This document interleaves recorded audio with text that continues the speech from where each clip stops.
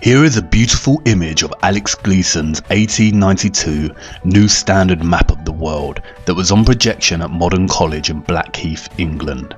It states at the top of the map that it is scientifically and practically correct. The way Gleason's map significantly differs from standard maps of the world is in its representation of the poles.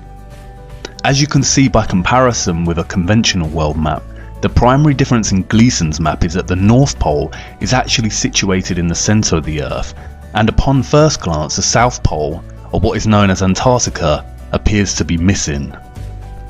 Upon closer inspection, however, you realise that Antarctica is indeed present and makes up the majority of landmass on the map. Antarctica in Gleason's map is an encompassing ice ring that covers the entire outer reaches of Earth. Gleason's map has become somewhat of a canonical historical document for flat earthers, many often reposting the image on the internet and heralding it as solid proof that refutes the heliocentric model of the Earth, or in other words, proving that the Earth is not a spinning globe in space but a circular, flat and stationary plane. This was not enough proof for me, and while I gravitated towards the idea of a giant encompassing ice wall as a neat concept, I knew that we had a vast amount of evidence proving the existence of space, spherical planets, and entire sciences dedicated to solving the mathematical conundrums of physics.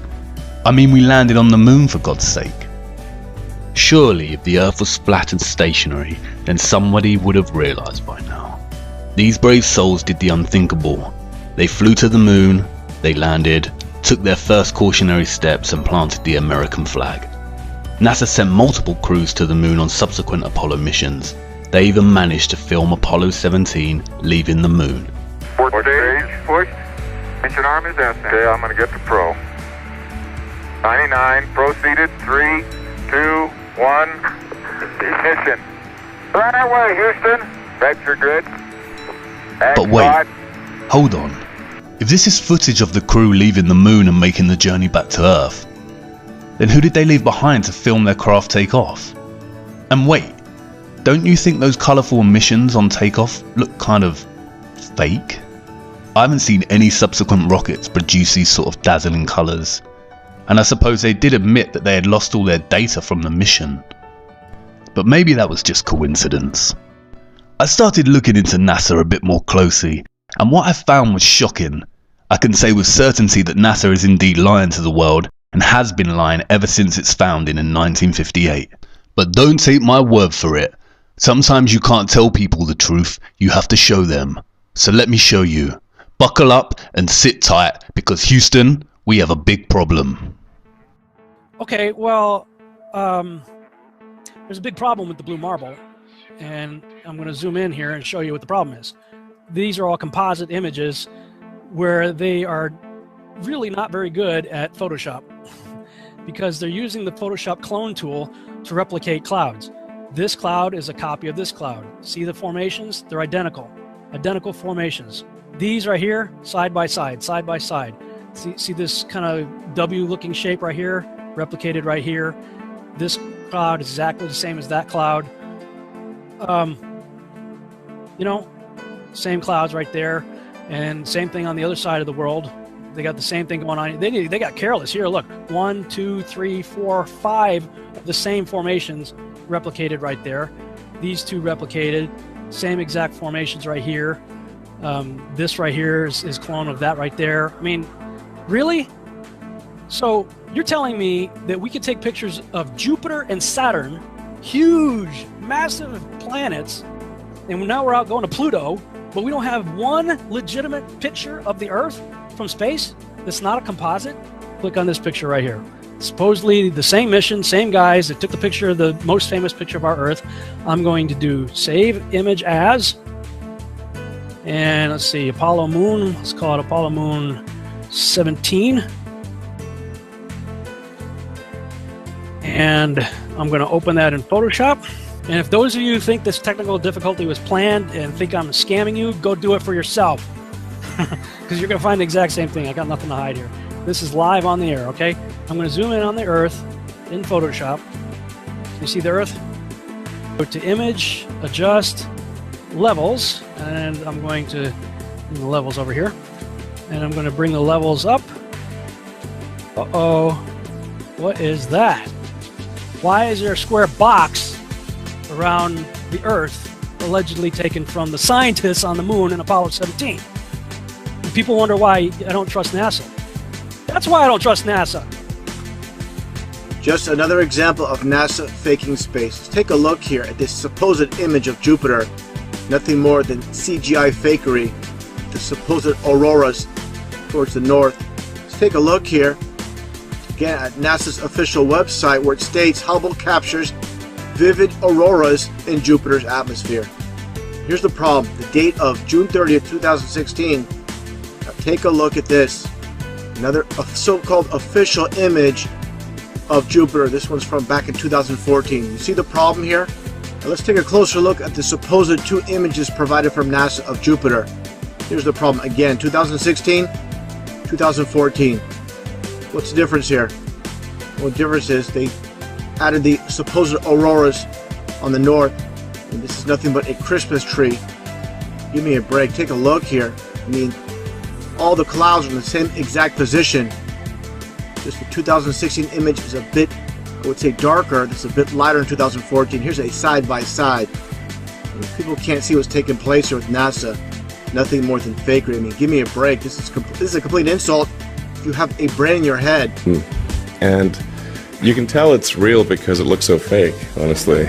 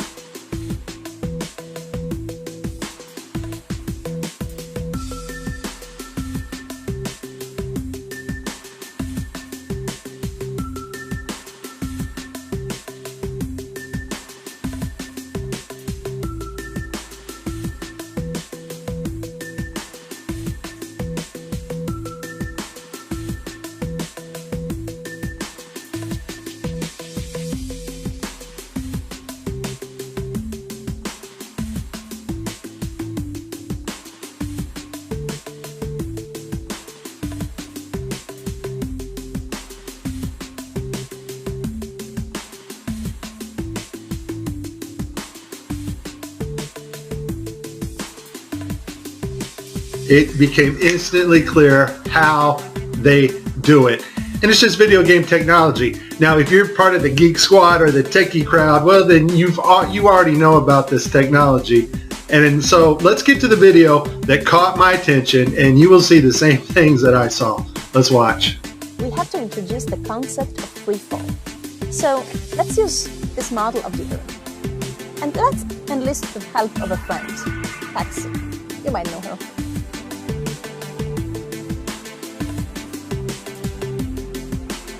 So what is significant about this video is, number one, it was live to school children.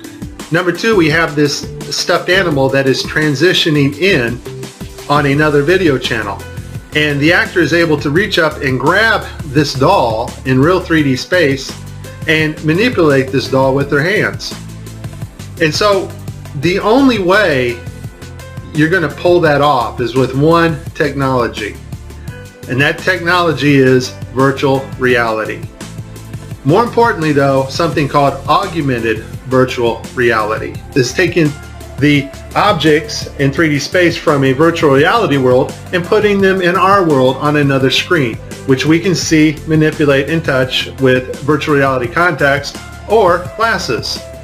In this next segment, I'm going to show you how NASA grabs objects in 3D space, rotates them around, manipulates them. They can do this with water, with cloth, anything. And the cool thing about it is we can take what they're doing, what they're seeing with their contact virtual reality augmented lenses, and put that on a separate video layer live. Yes, live. And do it all in real time. 45 minutes straight of NASA messing up their virtual reality setup. I tried to pick some clips that were obvious and some not so obvious. Show you some of the contacts. We're going to see Tim Peake with his contacts in, but these are virtual reality contacts overlaid on the eyes so actors can interact with things in 3D space, all in real time. In this next shot, we will get to see the whole arm setup and the virtual reality glove that covers all the way down the arm and hand. This allows the software to broadcast what we see video-wise as his arm in a shirt sleeve. Okay, I have a lot of Tim Peake screw-ups, but this one here, the system glitches. The software does not track his hand properly, and Tim slips his hand underneath his other fingers, which is tightly holding onto the mic, which would be impossible. I don't think this is Tim's fault. Normally, Tim always moves his other fingers up while he slides his hand under. I just think the system didn't respond to his movements here. It's virtual reality.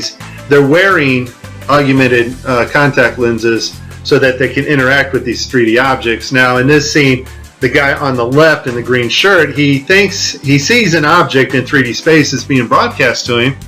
So he grabs it and he puts it off to the side. He's looking straight ahead because he's looking at an object rotating in front of him, but the video channel is down that is supposed to show the viewers what we're supposed to see, and so we don't actually get to see the object that he is seeing. And I would just sum this up as a very terrible, bad, horrible day for NASA doing live feeds.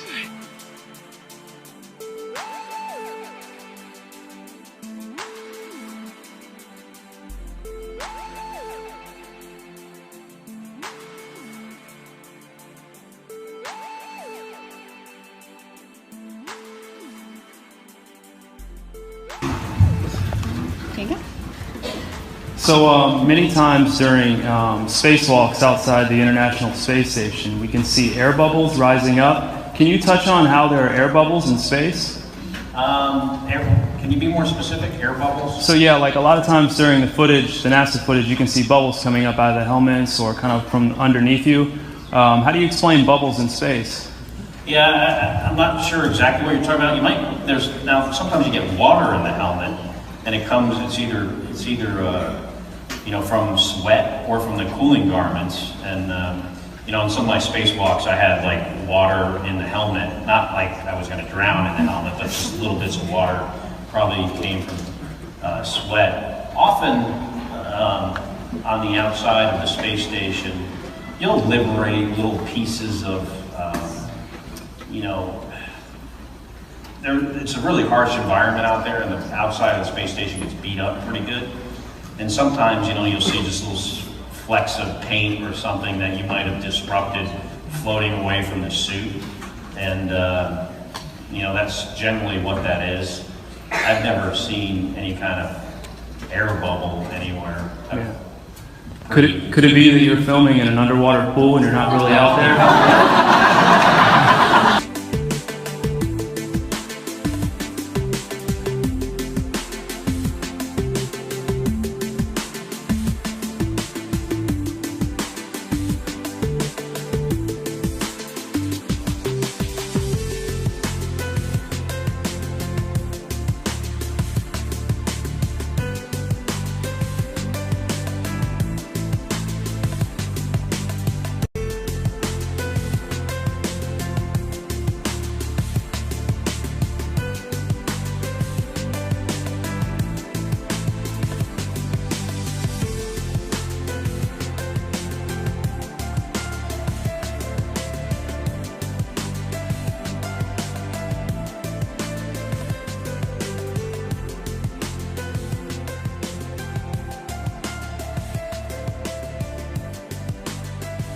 Why don't you swear in the Bible that you walked on the moon? You're the one who said you walked on the moon when you didn't. Calling the kettle black, if you ever thought of it. Saying that misrepresented away from me. You're a coward and a liar and a thief.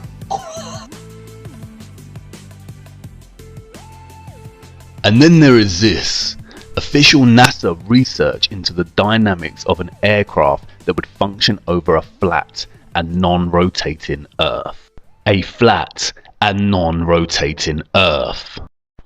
A flat and non-rotating Earth. What?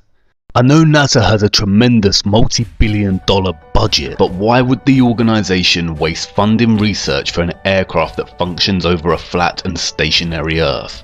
I thought we lived on a spinning globe in space. Is this not like Toyota designing a new car that drives through lava?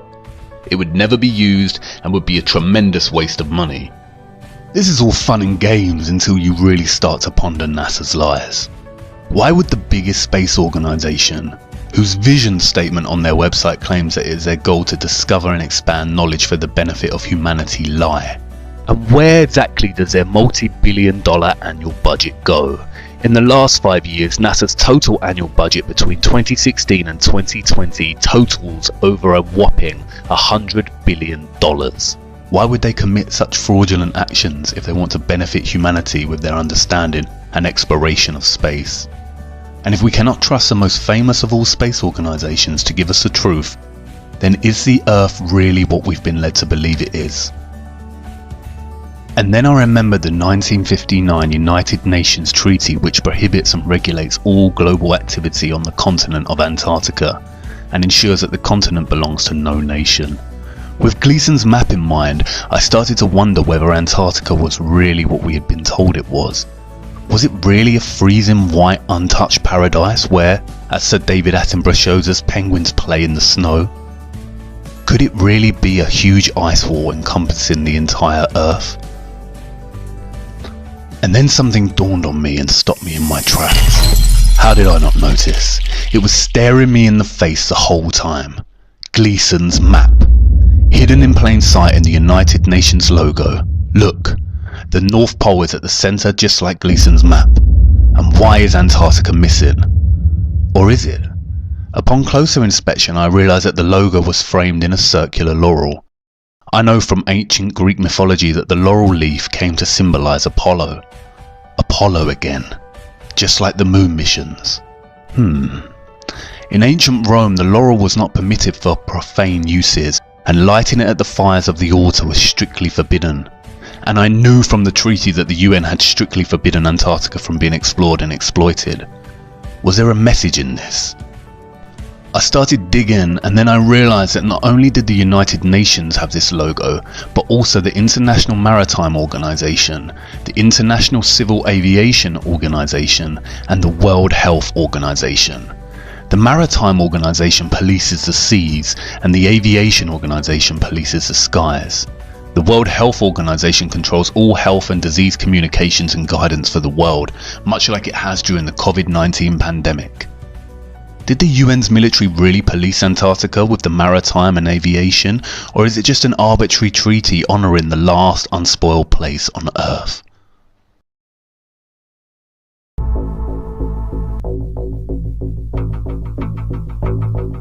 Hey, just a Navy destroyer. He will yield.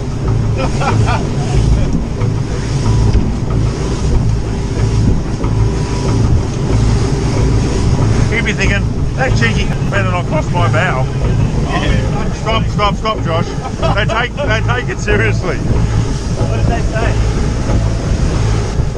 You got to yield. You can't just fucking. They think you're going to charge them. We don't know for sure, but they did say something. No, they did. They thought. They come back last call. Yeah, fucking talk to them.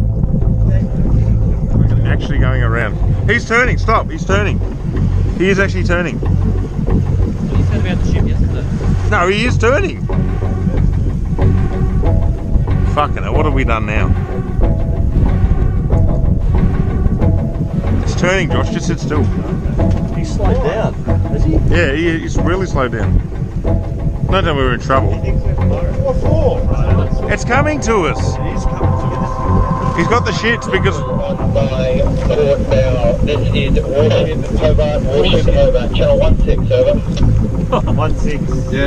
Exclusion area, please report your intentions. Fishing. Who the fuck's that? We're heading to the shelf to go... Just say we're out fishing, heading out fishing. No, we're just heading out fishing. Get the dinghies out, boys. They get away with This is Warship Hobart, you are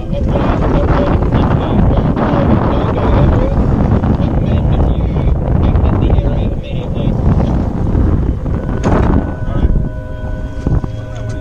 We're going that way. We're just traversing. We set up a demo today with this Cessna and the Air National Guard. I'm going to be inside of this Cessna and we're going to be going rogue. We're going to fly into that no-fly zone and we're going to see how the Air National Guard does it. They scramble the fighter jets to come Take off. We're off. flying for miles and miles until... Okay, we've just entered the no-fly zone now. Our pilots aren't talking to air traffic control, ignoring their calls to reach them. That triggers an alarm at the Air National Guard base. These fighter pilots scrambling to their jets. They're on alert and ready to take action 24 hours a day. Today, racing to their F-16s, suiting up, climbing on board, and rushing to the runway. Taking off to intercept our rogue Cessna, reaching the target in just minutes.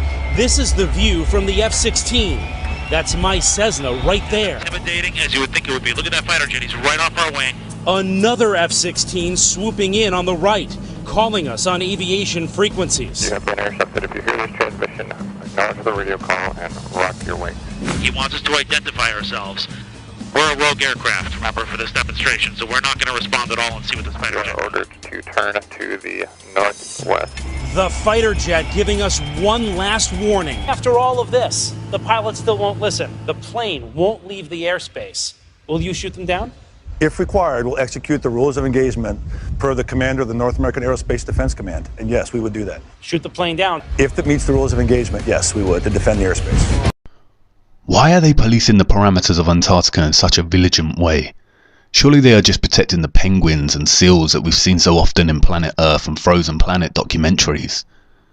I don't know, I'm not too sure anymore, because after I stumbled across this.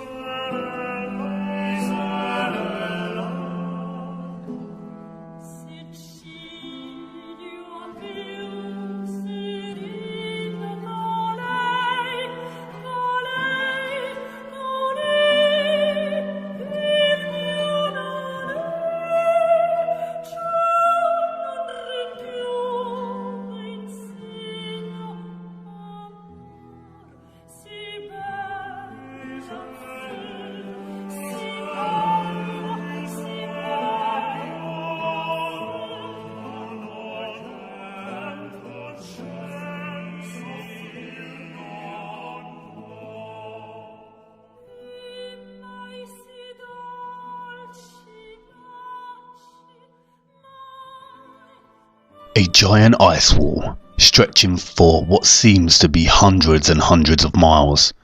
I don't know about you, but I find this footage deeply disturbing. With NASA's lies in mind and that great ice wall looming in the distance, I began to experience what some call cognitive dissonance. I went into denial. Of course none of this could be true, and of course our Earth is a spinning globe as we've been taught throughout our lives. It's one thing NASA lying, but are all the professors and scientists lying too? Is the National Geographic Channel lying? And what about Newton, Einstein, Hawking and Attenborough? Are they lying too? It's a complicated answer, and I will do my best to show you the truth. But before we look at the gatekeepers of knowledge and the trusted voices of our world, I need to show you more of our Earth. I don't want to lose you just yet. Come with me to part 3, where we will explore a few ways our Earth could work as a flat and stationary plane.